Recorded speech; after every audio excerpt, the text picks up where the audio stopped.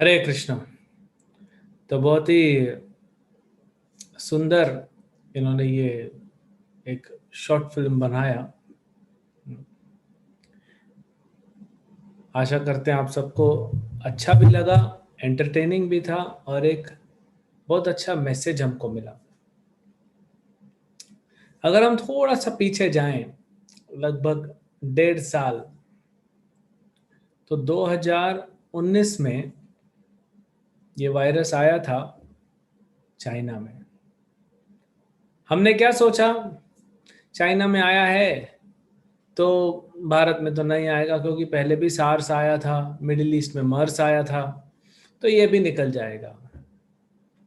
फिर धीरे धीरे ऐसा लगा कि इंडिया में हल्के से पैर जमाया उसने, थोड़ा सा कुछ केसेस आए इंडिया में।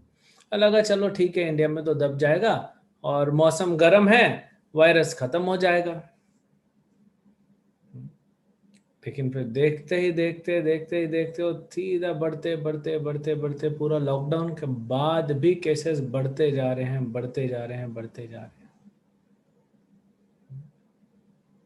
फिर फर्स्ट वेव में 10,000 केस, 50,000 केस, 60,000, 70,000, 80,000, 90,000, 1 लाख केस।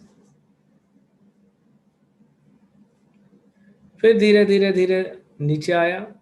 फिर लोग अपने में थोड़ा खुलने लगा। सबसे पहले क्या खुला था? हम्म? दूध की दुकान है, राशन की दुकान है, सब्जी की दुकान है, हाँ? शराब की दुकान है।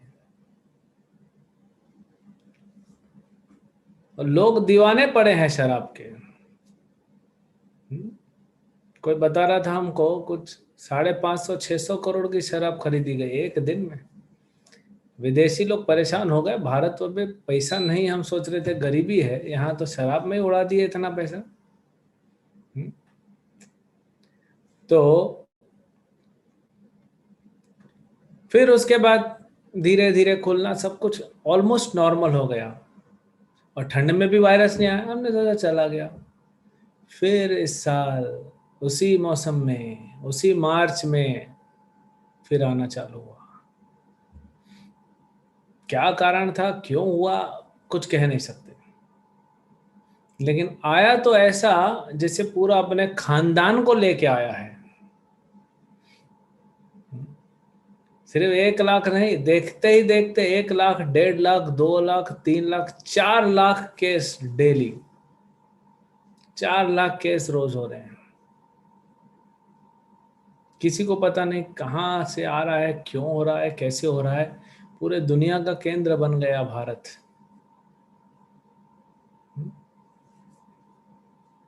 तो इससे हमें क्या सीखने को मिलता है?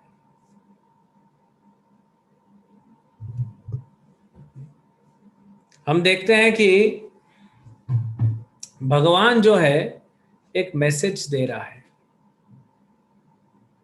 आपने देखा प्रकृति, पिछले बार जब पूरा लॉकडाउन हुआ था, हाँ, लगभग पूरे दुनिया में ही लॉकडाउन हो गया था, तो कैसे पॉल्यूशन कम हो रहा था। हाँ, प्रकृति ने सेल्फ हीलिंग सिस्टम बनाया, अपना पोषण खुद करने लग गई। लेकिन जैसे ही फिर खोला, हम वापस वहीं पे। तो भगवान कुछ सिखा रहे हैं क्या? कभी हमने सोचा कि भगवान हमें कुछ सिखाना चाहते हैं इससे? तो आइए हमारा जीवन देखते हैं। यहाँ पे तो सभी उम्र के लोग, भक्त आप में से होंगे। तो हमारा जीवन कैसा है? कोई 15 साल का होगा, कोई 25, कोई 35, कोई 45, कोई 50, कोई 60 का भी होगा। तो अपना इतिहास देखें। सब माँ के गर्भ से जन्मे, कुछ साल तो बीत गए अंधकार में। अंधकार मतलब बचपन में अज्ञानता होती है, समझ में नहीं आता, निकल जाता है। फिर हमको मिला, थोड़ी समझदारी मिली, मौका मिला। ये मनुष्य जीवन जो है ये दिया गया हमको। प्रहलाद महाराज भागवतम में कहते हैं ना कि कौमार आचरेत प्रज्ञो धर्मान भागवतान इह। ये भागवत धर्म, इसको हमें पालन करना चाहिए। कब से? कौमार आचरित प्रज्ञो, प्रज्ञ मतलब बुद्धिमान। जो बुद्धिमान व्यक्ति है वो 5 साल की उम्र से, कुमार अवस्था मतलब जब हम 5 साल की, बाल अवस्था 5 साल तक होती है, उसके बाद कुमार अवस्था होती है। 5 साल की उम्र से आचरण करना चाहिए इस भागवत धर्म का। क्यों भाई, क्यों इतना जल्दी है? क्योंकि दुर्लभम मानुषम जन्म, ये मनुष्य जन्म जो है ये दुर्लभ है, दुर्लभ है, लेकिन हमें मिला है, भगवान ने ये हमें दिया है। किसी कृपावश, किसी कारण से हाँ, हमको मिल गया। बोलते हैं ना, लॉटरी लग गई, जैकपॉट लग गया, तो मिल गया हमें। लेकिन आगे क्या? ये तो दुर्लभ है और अध्रुवम है, तदपि अध्रुवम। दुर्लभ भी है, अध्रुवम भी है। अध्रुवम मतलब ये ज्यादा दिन टिकने नहीं वाला है। एक तो सबको मिलता नहीं है, हमको मिला है। उसके बाद ये हमारे साथ हमेशा रहने वाला नहीं है। छोटे बच्चे को आप खिलौना देते हैं, वो सोचता है कि बहुत अच्छा है। अभी तो मेरा मम्मी ने मुझे ये एक छोटा सा गाड़ी लाके दिया है ना, छोटी सी गाड़ी लाके दे देते हैं, या कुछ खेलने के लिए दे देते हैं, छोटा बंदूक दे देते हैं, या कुछ भी दे देते हैं, तो उसके लिए वही सब जीवन हो जाता है, उसी में लग जाता है। लेकिन वो तो अध्रुवम है, वो आज नहीं तो कल टूटेगा। लेकिन वो खेलने की वस्तु थी, वो बच्चे ने खेलते खेलते तोड़ दिया। ये मनुष्य जीवन, ये मनुष्य जो देह है, ये खेलने की वस्तु नहीं है, ये कुछ प्राप्त करने का लिए दिया हुआ है। इसीलिए कहते हैं तदपि अध्रुवम अर्थदम। अर्थदम कुछ इसको भगवान ने उद्देश्य के लिए हमें दिया है, और वो उद्देश्य क्या है, वो अगर हमने प्राप्त नहीं किया तो हम क्या हो जाएंगे? पशुवत।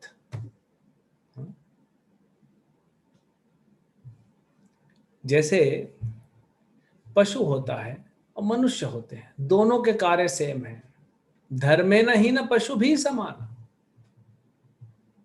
धर्मो ही तेषाम अधिको विशेषो। 4 चीजें हैं: आहार, निद्रा, भय, मैथुन। ये तो पशु में और मनुष्य में समान है।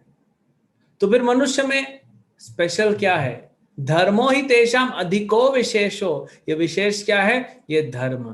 कौन सा धर्म? भागवताम धर्म। ये भागवत धर्म पालन करने के लिए मनुष्य जन्म मिला है। और अगर हम उस धर्म को नहीं उठाते हैं तो धर्मे नहीं न पशु भी समाना। धर्म के बिना हमारा जीवन पशु जैसा है। पता नहीं कितने जन्म हमको मिले होंगे मनुष्य में, है? लेकिन बहुत रेयर फिनोमिना है। कितने अलग अलग योनियों में हम घूम के आए, पशु, पक्षी, वृक्ष, पौधे, सब में घूम घूम के हम भी वायरस बने होंगे कभी। हाँ, हम भी वायरस फंगस बने होंगे। आज वायरस फंगस मनुष्य को मार रहे हैं, हम भी मारे होंगे। सब जगह घूम के आ गए हैं। बोलते ना, घाट घाट का पानी पी के आया है। लेकिन अब ये हमको जन्म मिला है मनुष्य का। अब यहां पे क्या हो रहा है कि भगवान ने पहला मौका तो दिया हमको कि मनुष्य जीवन दिया, बुद्धि दिए, शास्त्र दिए, साधु दिए, भगवान ने मंदिर दिया, लेकिन हमने किसी भी चीज को ध्यान नहीं दिया। जैसे चाइना में पहले केस आया वायरस का, हमने सोचा हमको कुछ नहीं होगा। वैसे ही संसार में हर जगह जब यक्ष ने पूछा था युधिष्ठिर से कि महाराज युधिष्ठिर आप बताइए कि सबसे आश्चर्यजनक बात क्या है संसार में। युधिष्ठिर महाराज कहते हैं कि रोज कोई ना कोई हमारे आसपास में से यमराज के घर जा रहा है। यमलोक जा रहा है, लेकिन हम सोचते हैं हमारी मृत्यु नहीं होगी। चाइना में केस आया, फिर उधर फिलीपींस, थाईलैंड, उस तरफ सब जगह केस आया, फिर थोड़ा इधर उधर फैला, लेकिन फिर इंडिया में आ गया। हमने सोचा आ भी गया तो क्या होगा, हमको कुछ नहीं होगा। अभी गर्मी आ जाएगा, सब वायरस मर जाएगा। अंदर से काढ़ा पिए, ऊपर से धूप ले ली, सब वायरस मर जाएगा। लेकिन वायरस को कुछ हुआ ही नहीं। सेकेंड वेव भी आप देखिए गर्मी में ही आया है। भगवान कुछ सिखा रहे हैं। तो युधिष्ठिर महाराज कहते हैं यक्ष से कि रोज कोई ना कोई हम देख रहे हैं मृत्यु हो रही है, लेकिन फिर भी हम क्या सोचते हैं, हमारी मृत्यु नहीं होगी।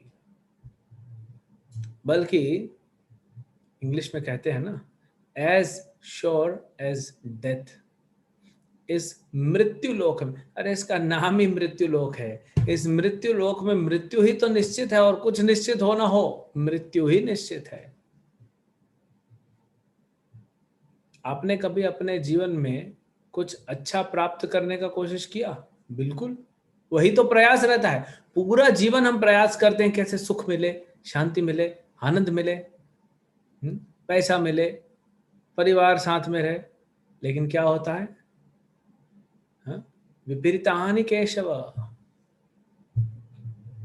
अर्जुन बोलते हैं कृष्ण को, हे केशव, मैं आया तो हूं युद्ध लड़ने के लिए, मैं सोचा युद्ध लड़ूंगा और सुख भोगूंगा राज्य का, लेकिन यहां मैं क्या देख रहा हूं, मेरे तो सारे स्वजन खड़े हैं।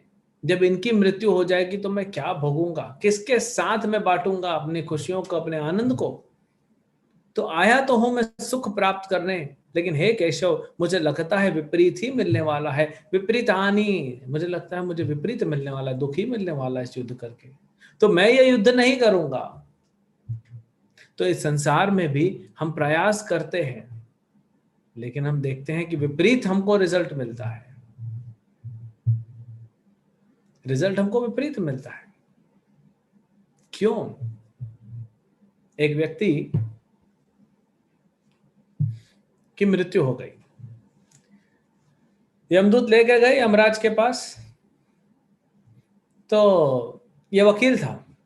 अब वकील लोग वकील जो है वो वकालत की भाषा छोड़ता ही नहीं है, चाहे घर हो चाहे दुकान हो, उसको लगता है हर जगह कोर्ट रूम ही है हमारा।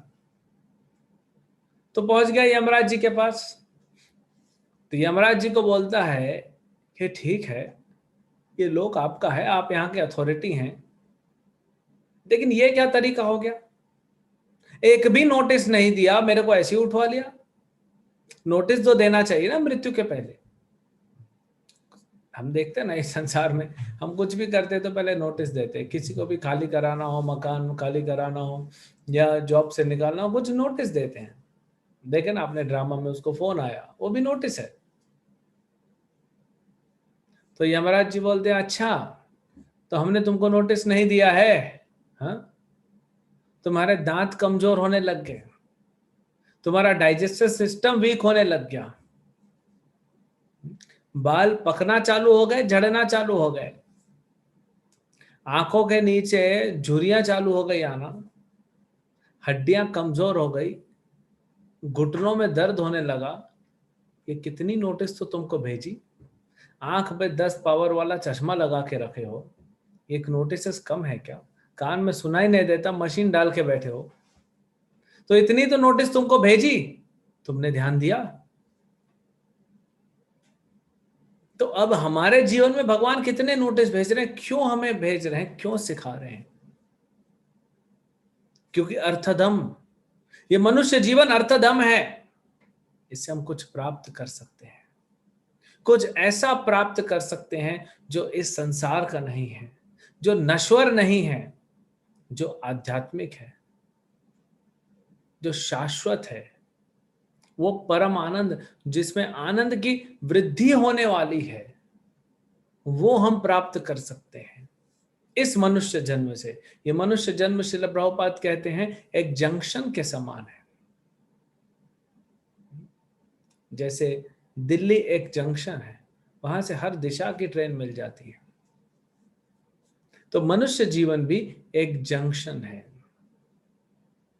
यहां से आप चाहो तो यमलोक चले जाओ, आप चाहो तो इस संसार में फिर से भटकते रहो, चाहो तो देवलोक चले जाओ लेकिन फिर वापस इस संसार में आना ही पड़ेगा, चाहे तो ब्रह्मलोक चले जाओ लेकिन फिर वापस आना पड़ेगा, या तो फिर धर्मान भागवताम यह, भागवत धर्म का पालन करके भक्ति करके आप ये जो संसार है जो कैसा है, नश्वर है, इस संसार से आप बाहर निकल जाओ और उस आध्यात्मिक संसार को प्राप्त करो जहां पे शाश्वत परम आनंद मिलेगा, उस आनंद में वृद्धि होगी। वहां पे आपका अपना, वहां पे भी परिवार होगा, ये मत सोचिए वहां अकेले रहेंगे, वहां पे आपका परिवार होगा। वो परिवार को कुछ नहीं होगा, हमेशा आनंद में रहेगा, स्वस्थ रहेगा, आप उस परिवार का हिस्सा हमेशा रहेंगे, न कि यहाँ के जैसे। तो भगवान हमें सिखा रहे हैं कि देखो बेटा, तुमको मनुष्य जन्म दिया है, बचपन से तुमको कहीं ना कहीं कुछ दुख मिलता आया है, तुम उसको समझो। मां के गर्भ से बच्चे को दुख मिलना चालू होता है, हम समझ नहीं रहे। तो जब फर्स्ट वेव आया इंडिया में उतना प्रॉब्लम नहीं था, फिर हमने सोचा वैक्सीन आ गई, दवाई आ गई और हम सब जीत गए युद्ध को, लेकिन फिर आया, अब पता नहीं फिर भी आ सकता है, और नहीं आएगा तो कुछ और आएगा।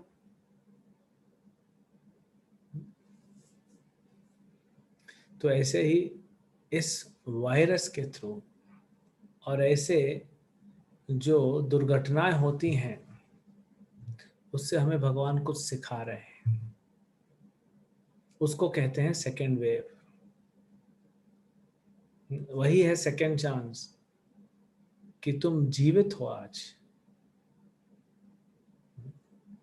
आज आप जीवित हो, पता नहीं कल किसका नंबर लग जाएगा।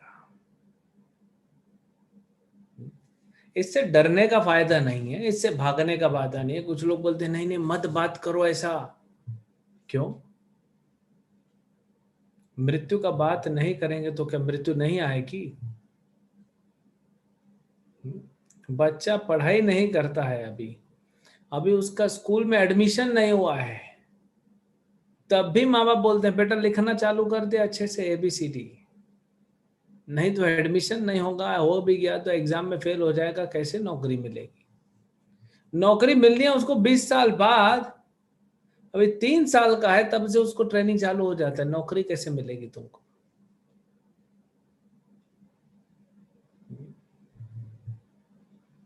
तो इसीलिए अभी हम जीवित हैं, ये हमारे लिए सेकंड चांस है। थर्ड मिलेगा या नहीं पता नहीं, ये मौका मिला है, और अगर जीवित रहे भी तो क्या फायदा पशु जैसे जीने का, जहां पे हमारा कोई संपर्क नहीं आध्यात्मिक जगत से, हमारा कोई संपर्क नहीं भगवान से, ये मनुष्य भक्ति नहीं कर रहा है, आत्मा जो है उसका पोषण नहीं हो रहा है, तो क्या फायदा फिर? वैसा कोई बेनिफिट है उसमें जीने में? तो इसीलिए ये जो मौका मिला है इसको हमको छोड़ना नहीं चाहिए। आपने अजामिल की कथा सुनी होगी, शॉर्ट में बताते हैं। अजामिल एक अच्छा ब्राह्मण था, बहुत अच्छा ब्राह्मण का पुत्र था, खुद भी ब्राह्मण था। 25 साल की उसकी उम्र थी। वो कुछ फूल लाने के लिए जंगल में गया और उसने वहां पे एक दृश्य देखा, एक शूद्र और एक शूद्राणी। उसके मन में वो बस गया और चेतना में उसके चला गया। उसने उस शूद्राणी को, जो कि वैश्या थी, उसको घर लेके आया, अपने माँ बाप को घर से निकाल दिया, इसको पत्नी बना के रख दिया। और ऐसा देखते देखते अब ये ब्राह्मण रहा नहीं, क्योंकि इसने वैश्या को घर पे रख लिया तो इसको कोई यज्ञ के लिए बुलाता नहीं, कोई भिक्षा नहीं देता, तो खाने के लिए पैसे नहीं थे, तो पत्नी को खिलाने के लिए, और जो बच्चे पैदा होंगे, 10 बच्चे पैदा किए, इनको खिलाने के लिए ये लोगों से पैसा लेने लगा, लेकिन चुकाने के पैसे नहीं, चुकाने का था नहीं कोई उपाय। फिर लोगों को झूठ बोलने लगा, ठगने लगा, चोरी करने लगा, सब पाप कर दिए इसने। आए यमदूत लेने के लिए। जब यमदूत लेने आए तो अपने पुत्र नारायण को, जो खेल रहा था, उसको पुकारा, तो डर गया यमदूतों को देख के, तो नारायण नारायण पुकारा। वो नारायण नारायण जैसे पुकारा, 4 विष्णु दूत आ गए। नारायण, 4 शब्द का नारायण नाम लिया तो 4 विष्णु दूत आ गए और यमदूतों को भगा दिया और इसको बचा लिया। और इसको बोले, देखो अजामिल, तुमने हमारे प्रभु का नाम ले लिया, इसलिए तुम्हारी रक्षा हो गई, अब भक्ति कर लो, फिर हो सकता है अगली बार तुम नाम ना ले पाओ, हो सकता है अगली बार हम ना आए, तो तुमको मौका मिल रहा है, तुम ये सब छोड़ो। और अजामिल ने छोड़ा वो सब, हरिद्वार गया, अगले 5 साल उसने भक्ति किया, और वही विष्णु दूत आए वैकुंठ से और उसको वैकुंठ लेके गए। हम में से कितने लोगों को यह मौका मिलेगा? सबको, और मिल रहा है, हम जीवित हैं, यही मौका है इसका। ये तो प्रूफ है कि हमको भगवान मौका दे रहे हैं। और कौन है वो विष्णुदूत? हमको विष्णुदूत आएंगे बचाने। कौन है विष्णुदूत? भगवान विष्णु के भक्तों को ही तो विष्णुदूत कह रहे हैं ना।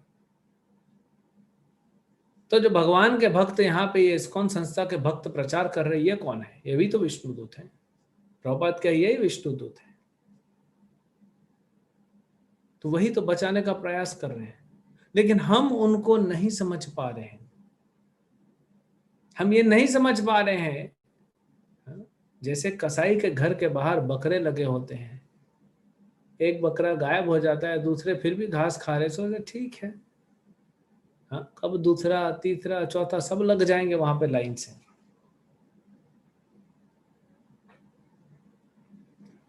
हम हर दिन, और अभी तो हर दिन 3,500, 4,000, 4,500 लोगों की मृत्यु। पता नहीं सत्य क्या है, किसी को भी नहीं पता कि ये 4.5 सही है कि कुछ और है। क्या नंबर्स ज्यादा हैं और कम रिपोर्ट हो रहे हैं, या कम है या ज्यादा रिपोर्ट हो रहे हैं? तो जो होना है वो तो कर्म अनुसार होना है, तो ज्यादा हम उस पे चर्चा न करें, ज्यादा उस पे हम सोच विचार न करें। हम तो ये देखें कि हमारे लिए उपाय क्या है यहां से निकलने का। इंग्लिश में हमारे भक्त ने बहुत अच्छा स्टेटमेंट कहा, डाई बिफोर यू डाई। मृत्यु के पहले ही अपना मृत्यु प्राप्त कर लीजिए। ये परीक्षित महाराज ने किया था। भगवान का कथाओं को सुन के, श्रीमद् भागवतम सुनते सुनते सुनते उन्होंने समाधि ले ली और फिर उनकी मृत्यु हुई। वो तो पहले निकल चुके। तो हमको अपने आप को इतना तैयार कर लेना चाहिए भक्ति करके कि जब मृत्यु आए भी तो उसको क्या मिलेगा? उसको सिर्फ शरीर मिलेगा, एक ढांचा मिलेगा, क्योंकि आत्मा ने समाधि ले ली और वहीं से वो भगवत धाम निकल जाएगा। आप लोग सोचिए, आपके जीवन में सुख ज्यादा मिला ना दुख ज्यादा मिला अभी तक?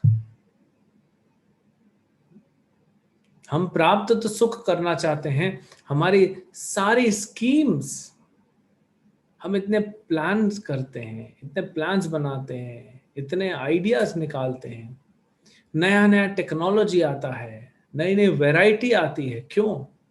सुख, क्योंकि हमें सुख चाहिए।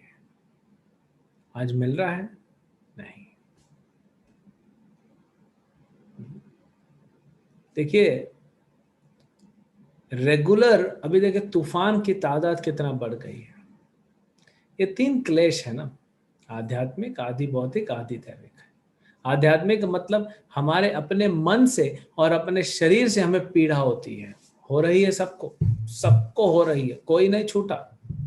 शरीर फिर भी अगर ठीक होगा तो मन से तो पीड़ा है ही है, शरीर की पीड़ा भी है। आदि भौतिक क्लेश जो दूसरों के द्वारा हमें मिलता है, और आदि दैविक क्लेश जो देवताओं से मिलता है, नेचुरल डिजास्टर।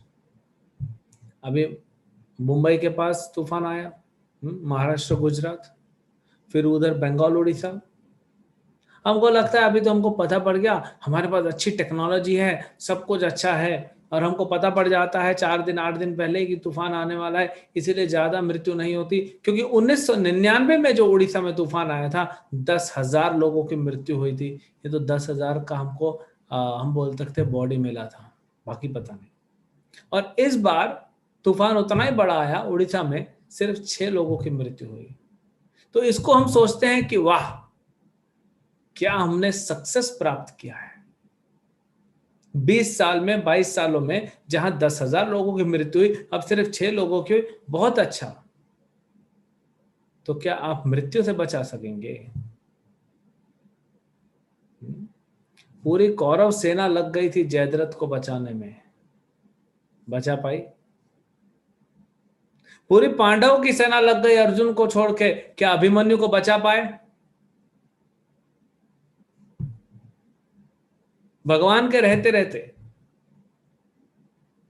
क्योंकि भगवान का ही प्लान था।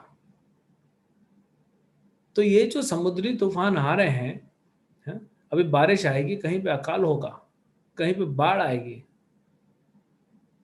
कोरोना चल ही रहा है, लोगों की आमदनियां कम है, ये कम दुख है क्या? मृत्यु से ज्यादा दुख है।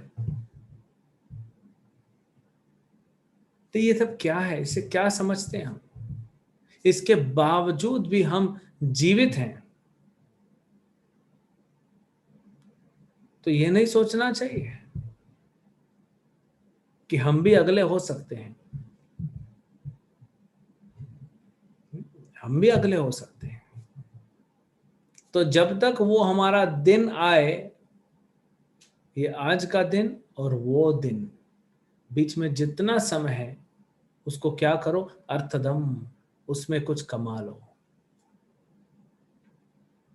और क्या कमाना है? भक्ति कमाना है, नाम की कमाई करनी है। तो ये सब क्या हो रहा, क्यों इतने तूफान आ रहे हैं, क्यों इतने मौसम में परिवर्तन हो रहे हैं, क्यों लोग एक दूसरे को इतना धोखा देने लग गए हैं, इतना ये धोखाधड़ी इतना बढ़ गया है, क्यों? क्यों हमारा मन 25 साल 30 साल पहले लोगों को मन इतना नहीं सताता, हमारा मन अभी हमें कितना क्यों सता रहा है? क्यों शरीर इतनी ज्यादा पीड़ा दे रहा है? क्यों गर्मी बढ़ गई है, ठंडी भी बहुत बढ़ गई, गर्मी भी बढ़ गई, क्यों ऐसा हो रहा है? क्या ये समझ में नहीं आ रहा हमको? उसके बाद भी हम जीवित हैं, इसी को सेकंड चांस बोलते हैं। यही भगवान हमें मौका दे रहे हैं, हमें कुछ सिखा रहे हैं, समझा रहे हैं कि समझो, नहीं तो फिर हम अगले हैं। अब कोई बोलेगा तो क्या फर्क पड़ जाएगा? नहीं, कोई फर्क नहीं पड़ेगा। ऐसा आपको लगता है कोई फर्क नहीं पड़ेगा? ये मनुष्य जीवन अगर निकल गया हाथ से तो क्या करेंगे? अगले जन्म में मिल गया हमको पशु का जीवन, क्या करेंगे? बन जाएंगे कहीं जाके पेड़, हाँ, कश्मीर की घाटियों में या फिर अफ्रीका के जंगलों में कहीं पेड़ बन के खड़े हो जाएंगे। सोचिए, 1,000 साल, 500 साल, 2,000 साल पेड़ बन के खड़ा है? कोई पशु को योनि में मिल जाएगा, तब क्या करेंगे? तब भक्ति कर पाएंगे? तो जो बाहर निकलने का मौका है आपको, वहां से नहीं निकल पाएंगे। फिर कब मनुष्य बनेंगे? कलयुग कहाँ पहुंच चुका होगा? हाँ, इधर कलयुग में तो अभी ये छोटा छोटा,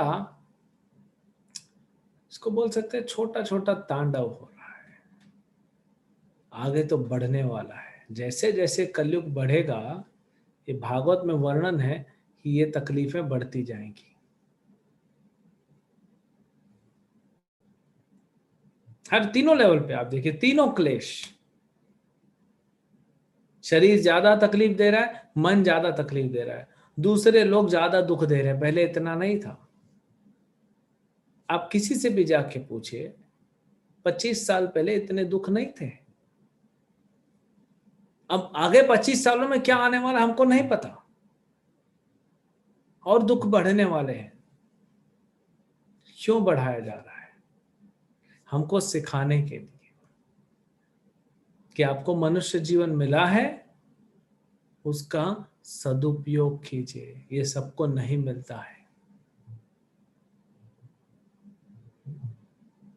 इस दुनिया में हम कहते हैं 750 करोड़ मनुष्य की जनसंख्या है।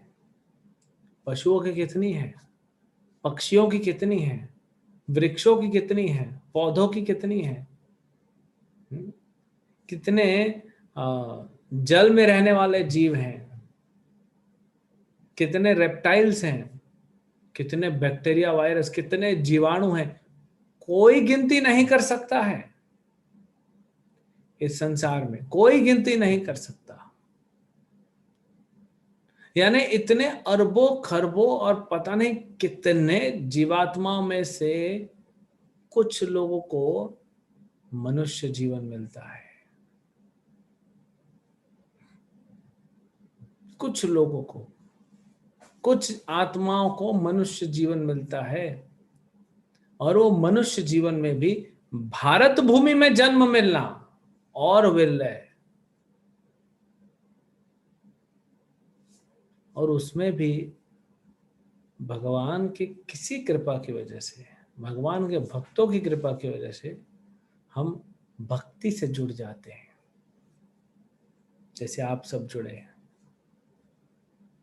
अगर इस मौके का पूरा फायदा नहीं उठाया तो हम तुरंत पीछे चले जाएंगे। कोई व्यक्ति पहाड़ पे चढ़ रहा हो, जाते हैं ना हिमालय चढ़ने के लिए, माउंट एवरेस्ट चढ़ने के लिए जाते हैं। क्या करेगा माउंट एवरेस्ट चढ़ के? क्या मिलेगा? अब चढ़ लिया माउंट एवरेस्ट, ठीक है, अब क्या मिलेगा उसे? क्या वहां से एक छलांग लगाओगे तो स्वर्ग पहुंच जाओगे? हाँ, मैं माउंट एवरेस्ट जा रहा हूं, वहां से छलांग लगा दूंगा तो इंद्र के लोक पहुंच जाऊंगा, या भगवान के धाम पहुंच जाएंगे? इतना मेहनत करते हैं लोग, और कई बार थोड़ा ऊपर जाते हैं फिर फिसल जाते हैं, फिर अगली बार प्रयास करते थोड़ा और ऊपर जाते फिर फिसल जाते हैं, फिर ऊपर जाते। बचपन में आपने खेला होगा ना सांप सीढ़ी का गेम, खेला होगा सांप सीढ़ी। सीढ़ी पे आया तो अब ऊपर चढ़ते हैं, सांप पे आया तो नीचे निकल जाते हैं, है ना? हमको याद है वो 99 पे 100 लिखा रहता था ना, 10-10 की 10 लाइन, 100 के पे आप पास हो जाएंगे। वो 99 पे वहां पे काल सर्प बैठा हुआ है, सबसे बड़ा वाला सांप वहां बैठा रहता था।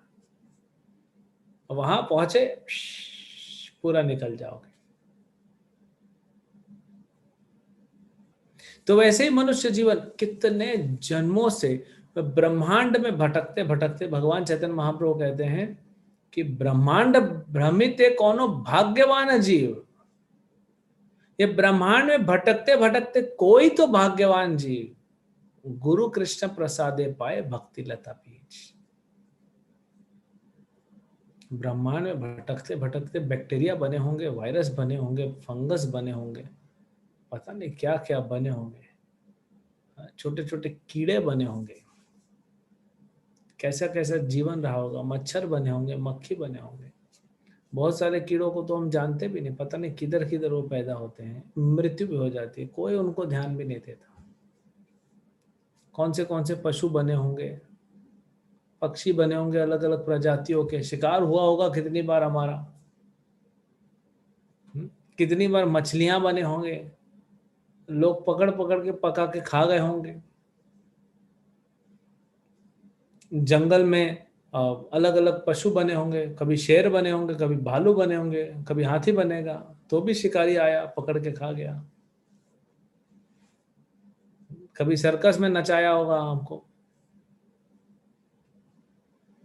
ये सब होने के बाद इतनी मेहनत, ये लाखों करोड़ों जन्मों के बाद ये मनुष्य जीवन मिला है, लाखों करोड़ों जन्मों के बाद।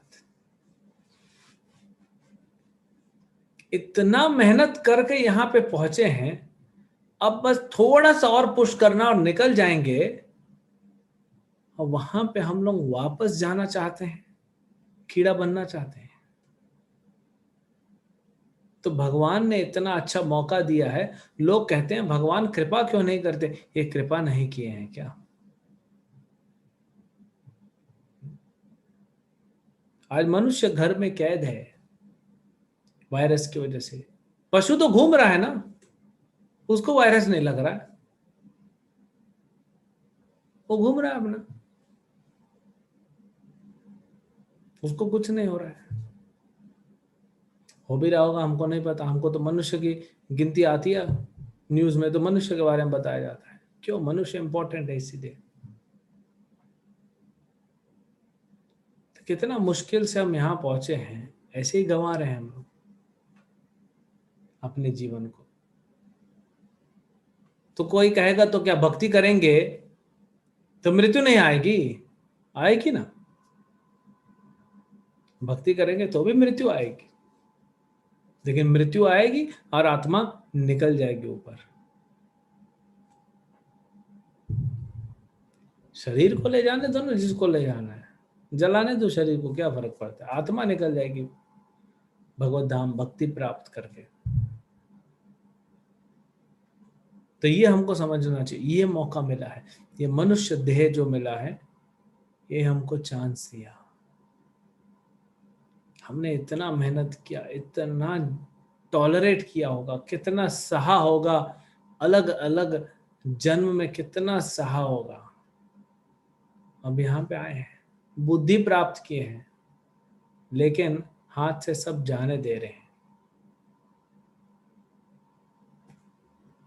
ये सबसे बड़े दुख की बात है हमारे लिए। तो इसीलिए हमको प्रयास करना चाहिए, जो नहीं मिला है या जो बहुत दुर्लभ है, वो मिल गया है, उसका पूरा फायदा कैसे उठाना चाहिए। क्योंकि अगर कमी रह गई तो फिर से निकलना पड़ेगा, फिर घूम के पता नहीं कितने जन्मों बाद वापस आएंगे यहाँ पे।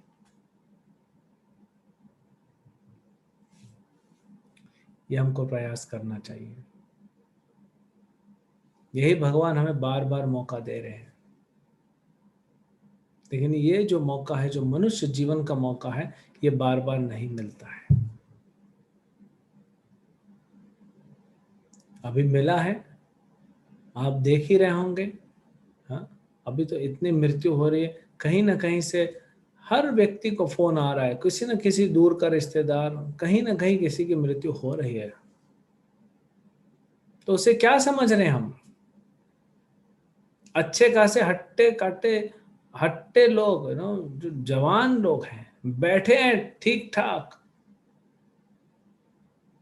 मेरा एक डॉक्टर से बात हो रहा था, बोला प्रभु जी वायरस आ रहा है, 3-3 दिन में लोग खत्म हो जा रहे हैं। लेकिन हम ये नहीं बोल रहे हैं कि मृत्यु का डर से आप भक्ति करो, क्योंकि वो 2 दिन का रहेगा। अब समझो, इसीलिए हम वो ज्यादा, हम लोग अपने लेक्चर में वो नहीं बोलते हैं कि मृत्यु मृत्यु मृत्यु जल्दी करो नहीं तो मृत्यु आ जाएगा। नहीं, वो कुछ समय के लिए काम करता है।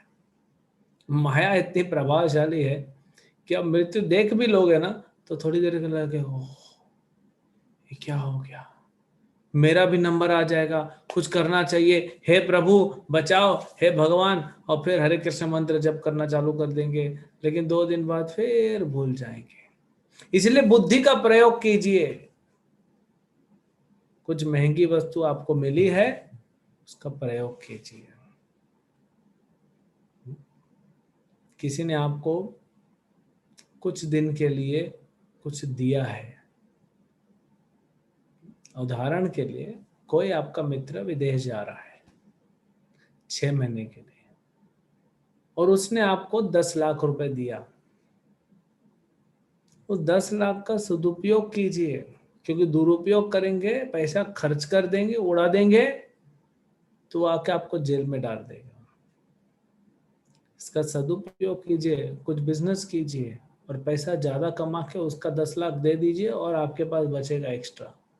तो मनुष्य जीवन मिला है, हमें दिया गया है, वापस लिया भी जाएगा। ये मनुष्य जीवन को, ये शरीर को भगवान की सेवा में, भगवान की भक्ति में लगा के जो आत्मा है वो बहुत कुछ कमा सकता है। शरीर जाने दो, आत्मा ने इतना कमा लिया कि अब उसको जरूरत नहीं है, अब वो आध्यात्मिक शरीर लेके और भगवत धाम निकल जाएगा। ये मौका हाथ से मत जाने दीजिए, क्योंकि ये नहीं मिलेगा आपको। और अगर कोई बोलेगा कोई बात नहीं, फिर मनुष्य बने हैं, फिर बन जाएंगे, ठीक है, करोड़ों जन्मों बाद। उसके बाद आप कहाँ पे रहोगे, किस हालत में रहोगे, भक्ति करने का एटमॉस्फेयर रहेगा कि नहीं रहेगा, कैसे गारंटी लेंगे?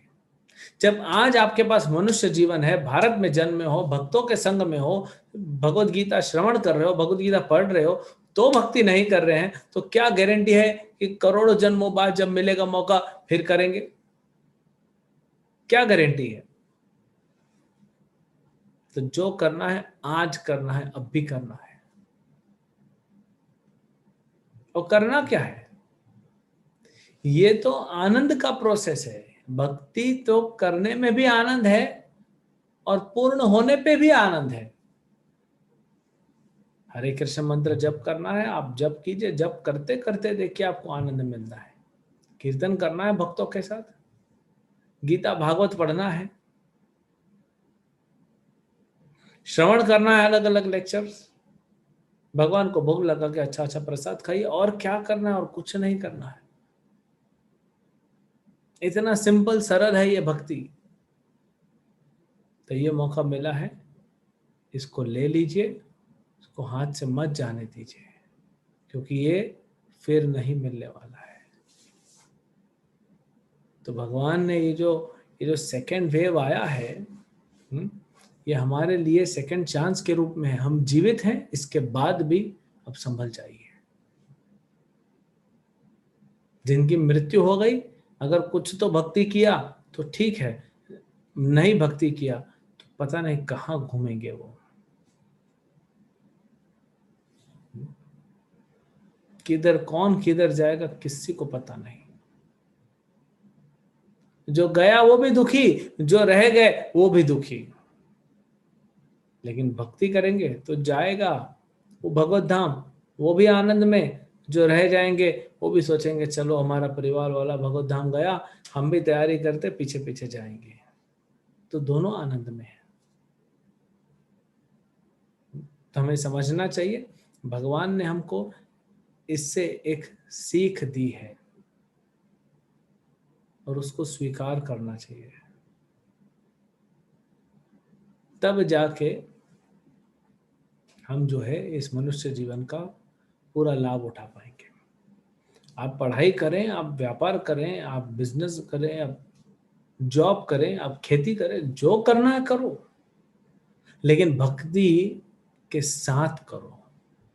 भगवान नहीं कहते मत करो, भगवान कहते हैं हाँ कि तस्मात् सर्वेषु कालेषु। इसलिए अर्जुन हमेशा सर्वेषु कालेषु हमेशा मेरा स्मरण करो, माम अनुस्मरण युद्ध च। सभी काल में मतलब हमेशा माम अनुस्मरण, मेरा स्मरण करते हुए युद्ध करो, अपना ड्यूटी करो। अब आप स्टूडेंट हो तो पढ़ाई करो, प्रोफेशन है तो आपका कोई प्रोफेशन है तो अपना प्रोफेशन संभालिए, किसान है तो खेती करिए, व्यापारी है तो व्यापार कीजिए, जॉब है तो जॉब कीजिए। लेकिन कैसे? माम अनुस्मरण युद्ध च। युद्ध करना अर्जुन की ड्यूटी था, लेकिन भगवान बोले मेरा स्मरण करते हुए। और कब कब स्मरण करना है? तस्मात् सर्वेषु कालेषु, निरंतर निरंतर स्मरण करना है। तो कैसे होगा निरंतर स्मरण? कोई भी स्मरण करने के लिए दो चीजें चाहिए, श्रवण और कीर्तन। अब श्रवण करते रहिए, नाम जपते रहिए, नाम सुनते रहिए, कथा सुनते रहिए, पढ़ते रहिए, ये श्रवण और कीर्तन जब होता रहेगा, कभी किसी से मिले उससे भी बात कीजिए भक्ति के बारे में। जब ये श्रवण और कीर्तन होता रहेगा 24 घंटे आपको भगवान का स्मरण होता रहेगा। ये बड़ा ही ऑटोमेटिक प्रोसेस है, ये होना ही है। लोग प्रयास करते हैं स्मरण करने का, नहीं होता, मन भटकता है। आप श्रवण कीर्तन बढ़ा दीजिए, स्मरण अपने आप फॉलो करेगा, स्मरण अपने आप होगा। अब श्रवण कीर्तन तो बढ़ाइए, तो हमको क्या करना है, हमको ये श्रवणम कीर्तनम हरे कृष्ण मंत्र जप करना है, भगवत गीता भागवतम पढ़ना है, भक्तों का संग करना है, भगवान को भोग लगा के प्रसाद खाना है। ये कुछ चीजें कीजिए और आप देखिए गारंटीड, इस प्रोसेस में गारंटी है, भगवान ने ली है गारंटी। न में भक्त्या प्रणश्यति, मेरे भक्त का कभी विनाश नहीं होगा अर्जुन। तो ये गारंटी भगवान लेते हैं भगवत गीता में, और यही सेकंड चांस है, इससे हमको जागृत होना चाहिए। अगर हम जन्म से जागृत नहीं हुए, अगर हमने संसार में हर जगह मृत्यु देख के जागृत नहीं हुए, तो कम से कम सुन के जागृत हो जाइए। हम सुन के जागृत हो जाए कम से कम, ऐसा ना हो कि देर हो जाए, क्योंकि ये जब प्राण निकल जाएंगे, इस शरीर से आत्मा निकल जाएगी, फिर मुश्किल हो जाएगा। फिर अगला जन्म कहाँ मिलता है, मनुष्य मिलता है नहीं मिलता है, कथा सुनते हैं नहीं सुनते हैं, कुछ नहीं पता पड़ेगा। तो इसी मौके का फायदा उठाइए, अच्छे से प्रयास कीजिए, भक्ति कीजिए, परम आनंद को प्राप्त कीजिए, भगवत धाम को प्राप्त कीजिए, और सदैव उसी आनंद की वृद्धि वाले उस वातावरण में रहिए। हरे कृष्ण। हरे कृष्णा प्रभु जी। हरे कृष्ण। हाँ हाँ, यस प्रभु जी, मेरा क्वेश्चन ये था कि जब हम चैंटिंग करते हैं तो कितना भी कोशिश करते हैं कि हम मतलब कि एकदम ध्यान को कर पाए, लेकिन फिर भी माइंड बहुत ही ज्यादा डाइवर्ट होता है, कुछ भी दिमाग में आता है। फिर हम बोलते हैं फिर और उसे बार बार हम लोग फिर वापस ध्यान आता है, फिर वापस हम चैंटिंग करते हैं बार बार, यहाँ वहाँ माइंड डाइवर्ट होता है। और काफी समय से देख रहा हूँ मैं कि फिर वो चैंटिंग प्रॉपर हो नहीं पाता है, फिर इतना अनसेटिस्फाई लगता है और बहुत अजीब लगता है कि पता नहीं कैसा हुआ करके, और बहुत बैड फीलिंग्स होता है फिर। तो उससे हम बोलते हैं ना, स्पिरिचुअल लाइफ में आगे बढ़ भी नहीं सकते हैं अगर चैंटिंग प्रॉपर नहीं हो पाता है तो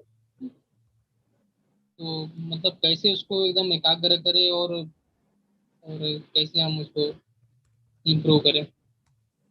ठीक है, तो आप देखिए, मन से हमको कुछ सीखना चाहिए। देखिए, मन तो आपका है, आप मन नहीं है। मन से हमको क्या सीखना, शिक्षा लेनी चाहिए कि मन जो है इतने सालों से वही कर रहा है, थकता नहीं है। वो अपना धर्म कितना अच्छे से निभा रहा है, लेकिन हम अपना धर्म नहीं कर रहे हैं। तो मन को अपना धर्म करने दीजिए, आप अपना धर्म कीजिए जब करने का, मन धर्म करेगा भटकाने का। लेकिन फिर भी आप करते रहिए, आप लगे रहिए, वो आपका धर्म है। मन को सीरियसली मत लीजिए, मन की सुनिए मत। अगर मन को देखना ही है, इतना ध्यान देना है, तो मन से सीखो, ये मन कितना अच्छा है, अपना सेवा परफेक्टली करता है। मैं भी अपना जप परफेक्टली करूंगा, मैं करता रहूंगा, मुंह से जप करता रहूंगा, कान से सुनता रहूंगा, मन को जो करना है करने दो। और भी हजारों अलग अलग चीजें हैं, बहुत सारे लेक्चर्स हमने दिए हैं, आप वो देख सकते हैं, है ना। तो आपको यूट्यूब पे बहुत सारे लेक्चर्स मिल जाएंगे ये मन से रिलेटेड, तो उनको सुनिए। अभी मैंने शॉर्ट में आपको बता दिया कि मन से हम क्या सीख सकते हैं। Next question. मधुलिका माता जी ने टाइप किया है कि भागवत धर्म क्या है। भागवत धर्म है यही भक्ति करना, श्रवणम कीर्तनम विष्णु स्मरणम, यही भागवत धर्म है। हरे कृष्ण मंत्र जप करना, गीता भागवत पढ़ना, भगवान को भोग लगा के फिर प्रसाद स्वीकार करना, भक्तों का संग करना, लेक्चर सुनना, इसी को भागवत धर्म कहते हैं ना। नेक्स्ट। तो इधर चैट में से एक प्रश्न ले लेते हैं। चैट में एक प्रश्न आया है, प्रभु जी, आज प्र, आज प्रत्येक महीना भगवान शालिग्राम के सब्जेक्ट के विषय में कृपया मार्गदर्शन कीजिए। भगवान शालिग्राम भगवान है जो शालिग्राम के रूप में आए हैं, है ना। तो उनका तो थोड़ा कथा बड़ा है, फिर कभी हम हुआ तो मौका बताएंगे। वृंदा देवी, ये एक लीला है। वृंदा देवी का पति था जालंधर, जो कि एक असुर था। उसको मार रहे थे देवता लोग, लेकिन मार नहीं पाते थे, क्योंकि वृंदा देवी उसकी पत्नी तपस्या कर रही थी, पूजा करती थी, तो इसलिए वो मार नहीं पाते थे। विष्णु की पूजा करती थी। तो ऐसे भगवान विष्णु के पास गया, तो विष्णु ने कहा ठीक है, मैं करता हूँ कुछ। तो विष्णु जालंधर का रूप लेके आ गए अपने पत्नी के घर पे, यानी जालंधर की पत्नी के घर पे, और पत्नी का जो पूजा पाठ है वो भंग हो गया। जैसे ही भंग हो गया कि पति आ गया है, ये देख के उधर जालंधर की मृत्यु हो गई। तो वृंदा देवी ने भगवान को ये एक श्राप जैसा मान लीजिए दे दीजिए कि आप पत्थर हृदय हैं, इसलिए आप पत्थर बन जाएंगे। और वही वृंदा देवी तुलसी का पौधा बन जाती हैं, और भगवान जो हैं वो शालिग्राम के रूप में आते हैं। ये एक लीला है। इसमें से हम सीखते हैं कि हमको अपना भजन कभी नहीं छोड़ना चाहिए, नहीं तो नुकसान हो जाएगा। ठीक है, ये शालिग्राम भगवान के बारे में। चैट में दीपेश प्रभु का प्रश्न आया है, without attachment how can we work for anything in life and progress. देखिए, अटैचमेंट धीरे धीरे जाएगा, और अटैचमेंट जाने के लिए नया अटैचमेंट आना ज़रूरी है। जैसे एक व्यक्ति है, एक लड़का है, वो अपने माँ बाप से बहुत आसक्त होता है। धीरे धीरे उसके दोस्त बनते हैं, फिर स्कूल जाता है, कॉलेज जाता है, कॉलेज में और उसके दोस्त बनते हैं, तो घर से उसकी आसक्ति अपने आप नेचुरली कम हो जाती है ना। फिर वो दोस्तों के साथ समय बिताता है, फिर उसका जॉब लग जाता है, तो जॉब में बिजी हो जाता है। होता है ना, दोस्त कहते हैं अरे आजकल तुमको टाइम ही नहीं है हमारे लिए, क्योंकि अभी जॉब कर रहा है। फिर पत्नी आ जाती है, तो पत्नी के साथ इतना बिजी हो जाता है, और जॉब है तो दोस्तों को तो भूल जाता है, घर में भी कभी कभी याद होती है। फिर बच्चा हो जाता है, तो कैसे नया आसक्ति आने से पुराना आसक्ति टूटता है। तो भगवान के भक्ति में हम जब आसक्त होते जाएंगे जितने ज्यादा, अपने आप इस संसार की आसक्तियां छूटती जाएंगी। नेक्स्ट। चंदन प्रभु, आप अनम्यूट करके अपना प्रश्न पूछ सकते हैं।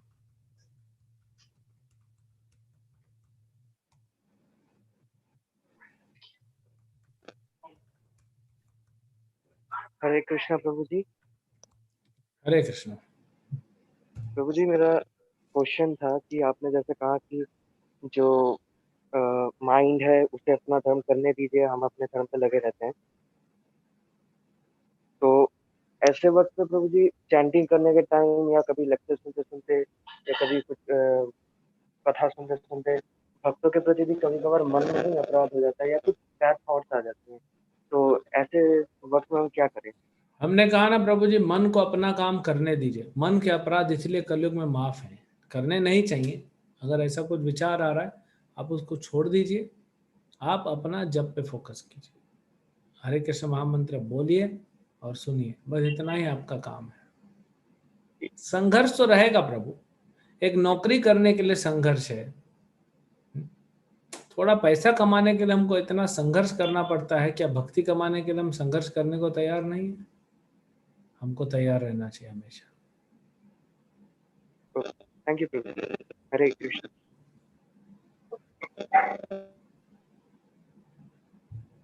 शैली माता जी, आप अनम्यूट करके अपना प्रश्न पूछ सकते हैं। हरे कृष्णा प्रभु जी। हरे कृष्ण। मेरा मेरा प्रश्न ये है कि मृत्यु का और ये भक्ति कभी छूट ना जाए, इसका जो डर होता है, इसको कैसे ओवरकम करें? भक्ति कभी छूट न जाए, ये तो डर अच्छा है। ये डर आपको भक्ति में और पक्का बनाएगा। तो भक्ति न छूट जाए, ये तो बहुत अच्छा डर है, रहना चाहिए, है ना। मृत्यु का डर अपने आप चला जाएगा जब आपको पता, धीरे धीरे भक्ति करते करते करते करते आपको रियलाइज होने लगेगा शरीर हाँ, ये तो नश्वर है, आत्मा नहीं, और मैं आत्मा हूँ, ये शरीर नहीं। और दूसरा क्या होता है, कभी कभी शरीर इतना दुख देता है, स्पेशली जैसे जैसे व्यक्ति उम्र बढ़ती जाएगी, शरीर दुख देना चालू करेगा, और इतना दुख देगा, इतना दुख देगा, आपको लगेगा ही कि शरीर चला जाए। तो अपने आप फिर मृत्यु से हम भय चला जाएगा। ये सब ग्रेजुअली होगा। ठीक है प्रभु जी, हरे प्रभु जी मैं हाँ जी, मैं प्रभु जी मैं ये पूछ रही थी कि जैसे आपने कहा ना कि आप अपने मन को अपना काम करने दो, आप अपना काम करो, तो हम अपने को और अपने मन को कैसे डिफरेंशिएट कर सकते हैं? किस तरह से इसको समझे कर सकते हैं?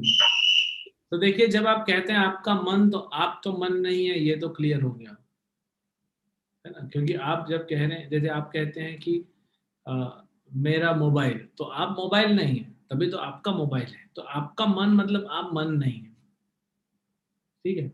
और अगर डिफ्रेंशिएशन करने में थोड़ा अभी तकलीफ हो रहा है शुरुआती स्टेज में, तो आप ये देखो कि आपका ड्यूटी है जीवा से हरे कृष्ण मंत्र जप करना और कान से सुनना, जीवा से महामंत्र को निकालना, कान में डालना, बस इतना करते रहिए।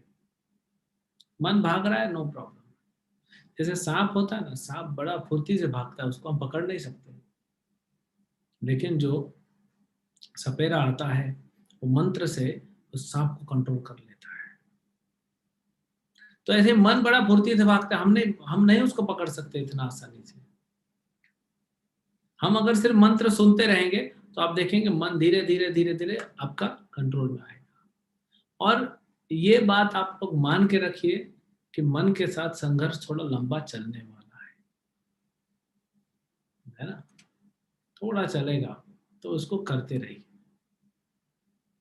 ठीक है, नेक्स्ट क्वेश्चन। शंकर पाड़ी प्रभु, आप अनम्यूट करके अपना प्रश्न पूछ सकते हैं। डिवोटी में और सामान्य इंसान में फर्क क्या रहता है? डिफरेंस क्या रहता है प्रभु जी? डिवोटी और सामान्य इंसान में यही फर्क रहता है कि डिवोटी भगवान की भक्ति करता है, तो जो भक्ति करता है उसको डिवोटी कहते हैं, है ना। और सामान्य इंसान भक्ति नहीं करता, वो भक्ति कर सकता है लेकिन वो कर नहीं रहा है अभी। तो जैसे दो व्यक्ति हैं, एक का इम्यूनिटी कम है, एक का इम्यूनिटी ज्यादा है, वायरस दोनों के पास आएगा, लेकिन जिसका इम्यूनिटी कमजोर है वायरस उसको पकड़ पाएगा, जिसका इम्यूनिटी स्ट्रांग है वायरस उसको नहीं पकड़ पाएगा। तो जो भक्त है उसको माया इतना आसानी से पकड़ने नहीं पाएगी, और जो अभक्त है वो तो जो सामान्य है वो सामान्य है, जनरल कैटेगरी में है। तो ये डिफरेंस है। नेक्स्ट। राजेंद्र प्रभु, आप अनम्यूट करके अपना प्रश्न पूछ सकते हैं। प्रभु जी, ये संध्या के समय पे चार चीजें करने नहीं बोले अपने भागवतम में। वो संध्या का समय क्या होता है? सनराइज के पहले कितना टाइम होता है और सनराइज के बाद कितना टाइम नहीं होना चाहिए, और शाम को सनसेट होने के बाद कितना टाइम नहीं करना चाहिए, उसके पहले कितना टाइम नहीं करना चाहिए? एक क्वेश्चन है। दूसरा क्वेश्चन है कि जो अभी युवा पीढ़ी है प्रभु जी, वो भक्ति तो करती है, एक माला जाप करेगा, लेकिन 3 घंटा वो मोबाइल पे बैठेगा गेम खेल के। उसको कितना भी बताएगा तो यार इतना 3 घंटे का क्या फायदा है, इससे क्या रियलाइजेशन है, उससे कोई इम्पेक्ट नहीं होगा तुमको। कोरोना काल में या कुछ भी काल में तुमको एक ब्लेस नहीं करेगा, सिक्योर नहीं करेगा। तुम इसमें आधा घंटा और भक्ति में जोड़ दो, योगा में जोड़ दो, जो भी करना है, बुक्स पढ़ो, लेकिन वो पढ़ेगा नहीं है। इसका रीजन क्या है प्रभु जी? वो उसका प्रारब्ध ही ऐसा है, उसको करने को इच्छा नहीं होता है क्या? क्या है, उसको कैसे समझाए? थैंक्स प्रभु जी। देखिए, आप तो संध्या का पूछ रहे। संध्या जनरली सूर्यास्त के ऐसे टेक्निकली आधा घंटा पौना घंटा सूर्यास्त और बाद में, है ना। अब पूरा अंधेरा हो गया उसको नहीं संध्या बोलते हैं। संध्या जो होते हैं जैसे थोड़ा उजाला कम होना चालू हुआ है ना, वो पीरियड जो है उसको संध्या बोलते हैं। जंक्शन है, दिन का और रात का जंक्शन है। वैसे ही सूर्योदय, सूर्योदय के पहले तो ब्रह्म मुहूर्त होता है, और ब्रह्म मुहूर्त सूर्योदय के करीब 1.5 घंटा पहले चालू होता है, और वो 48 मिनट के लिए रहता है। दूसरा आपका प्रश्न है युवा पीढ़ी का। देखिए, आज युवा पीढ़ी हो, युवा हो या वृद्ध हो, ये मोबाइल सबके घर घर में घुस गई है, सबके मन में घुस गया है, सबके हृदय में घुस गया है। लोग अपने माँ बाप को छोड़ दिए लेकिन मोबाइल से आसक्त हो गए, है ना। न घर में मतलब है, न माँ से मतलब है, न बाप से, न भाई से, न बहन से, न पत्नी से, न बच्चे से, न पति से, न खाने पीने से, कुछ नहीं, बस मोबाइल चाहिए। ये हर जगह है। तो बड़े दुख की बात है, दुर्भाग्य है, क्या करेंगे। हम सिर्फ अपना प्रयास कर सकते हैं, है ना, उसको समझाने का। उससे ज्यादा हम कुछ नहीं कर सकते। ज्यादा किसी को समझा नहीं सकते क्योंकि उसका अपना प्रारब्ध है, उसके अपने कर्म है। आप एक पिता हैं, आप अपना ड्यूटी कर सकते हैं। उससे ज्यादा आप किसी के जीवन को परिवर्तित नहीं कर सकते, आप किसी के कर्मों को चेंज नहीं कर सकते। जैसे आपका बच्चा अगर एंट्रेंस एग्जाम की तैयारी कर रहा है तो आप उसे प्रेरणा दे सकते हो, लेकिन एग्जाम तो उसको ही लिखना है ना। तो आप अपना ड्यूटी करते रहिए, बाकी जैसा उसका कर्म हो। लेकिन क्योंकि अभी वो एक माला कर रहा है, घर में भक्ति का वातावरण है, तो डेफिनेटली धीरे धीरे चेंजेस आएगा। थोड़ा ये समय ऊपर नीचे होता ही है, ये उम्र ऐसी है, लेकिन आगे चल के चांसेस है कि वो भक्ति बढ़ा सकता है। हरे कृष्ण। नेक्स्ट क्वेश्चन चैट में से ले रहे हैं।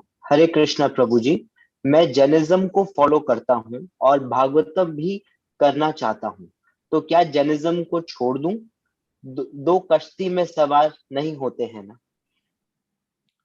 देखिए, अगर आप ऐसे देखा जाए तो जैनिज्म में सबसे पहले तो चालू हुआ ऋषभ देव से चालू हुआ, और ऋषभ देव भगवान कृष्ण के अवतार हैं जिनका वर्णन भागवतम में भी आता है। तो भागवतम आप पढ़ रहे हैं तो आपको अलग से कुछ करने की आवश्यकता नहीं है ना? लेकिन अगर आप घर पे रह रहे हैं, ऐसा वातावरण है, कुछ नियम कानून है, उसको पालन करना पड़े, वो करिए, लेकिन भागवतम पढ़ते रहिए, क्योंकि भागवतम शुद्ध भक्ति देता है। हाँ, लेकिन घर में आपके नियम है, अच्छा है, जैन धर्म में कम से कम प्याज लहसुन नहीं खाते, तपस्या करते हैं, तो ये नियम अच्छे हैं। ये नियम उल्टा आपको भक्ति में थोड़ा हेल्प भी कर सकते हैं। तो इसीलिए भागवतम पढ़ते रहिए, और जैसा वातावरण को देखते हुए, थोड़ा अपना समझ को लगाते हुए, बुद्धि का प्रयोग करते हुए थोड़ा ऊपर नीचे कर सकते हैं, है ना। सरला माता जी, आप अनम्यूट करके प्रश्न पूछ सकती हैं। हरे कृष्णा गुरुजी। हरे कृष्ण। गुरुजी एक्चुअली ना मुझे ना बहुत नेगेटिव थॉट्स आते हैं, फिर है ना वही नेगेटिव थॉट्स मतलब सोच सोच के ना फिर घबराहट होने लगती है, तो उसका कोई उपाय है क्या? आप अपने थॉट्स, मतलब छोटी छोटी चीज पे मैं घबरा जाती हूँ। समझ गए, आप अपने नेगेटिव थॉट को पॉजिटिव कर दीजिए, है ना। क्योंकि आपके नेगेटिव थॉट क्यों आते हैं? क्योंकि आपको एक ये रहता है कि ये चला ना जाए, चला ना जाए, कोई चीज आपको चाहिए वो हाथ से निकल ना जाए, इसलिए नेगेटिव थॉट आते हैं, है ना। तो आप जब भगवत गीता पढ़ेंगे, भगवत गीता के सिद्धांत को समझेंगे, तो आपको पता पड़ेगा कि सब भगवान का ही है। अगर कोई व्यक्ति, मान लीजिए आपका घर है 4 कमरों का, अगर आपके घर का कोई परिवार का सदस्य एक कमरे से उठ के दूसरे कमरे में जाता है तो क्या टेंशन है? तो वैसे ही एक आत्मा एक शरीर से दूसरे शरीर में जाती है, क्या परेशानी है? तो सब भगवान के छत्र छाया में ही ना, कहीं दूर तो नहीं है। कोई भी कहीं भी चला जाए, है भगवान के छत्र छाया में। ये हमको भगवत गीता से समझने को मिलता है। इसको करते रहेंगे तो ये नेगेटिविटी को हम अवॉइड कर सकेंगे। नेक्स्ट। ऋषभ आचार्य प्रभु, आप अनम्यूट करके अपना प्रश्न पूछ सकते हैं।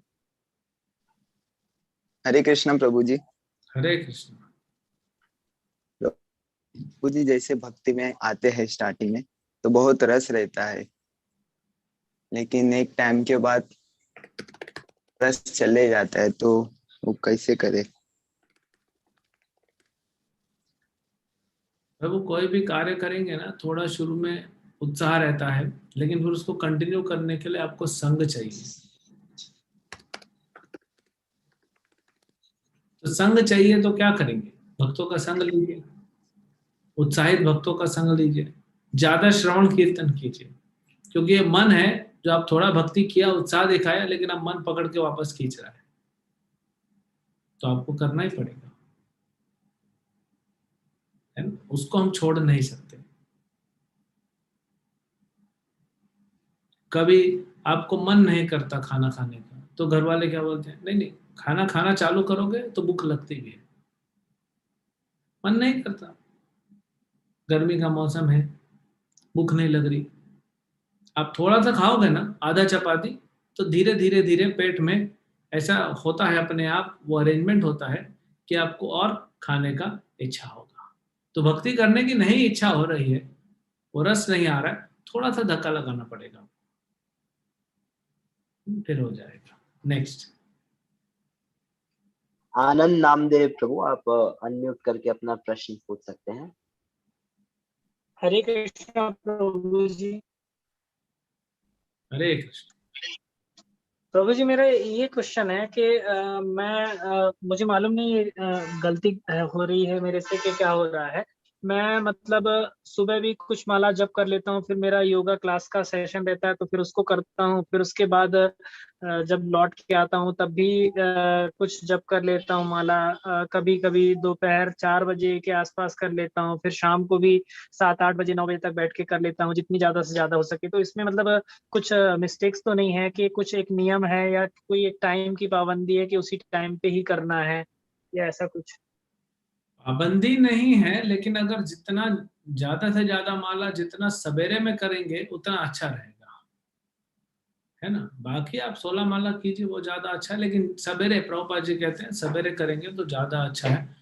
सवेरे फ्रेश रहता है ना, तो उस समय ज्यादा उसका प्रभाव रहता है, तो उसके लिए प्रयास कीजिए। ठीक है, तो अभी हम बाकी के प्रश्न जो हैं आप व्हाट्सएप ग्रुप में डाल दीजिए। तो अभी हमारा अगला प्रोग्राम जो है वो भी इम्पोर्टेंट है, उसके लिए भी हमारे भक्तों ने बहुत तैयारी की, तो हम चाहते हैं वो प्रोग्राम आप ज़रूर अटेंड करें। हाँ, ज़्यादा लंबा नहीं चलेगा वो, लेकिन बहुत आनंद आएगा आपको। हरे कृष्णा।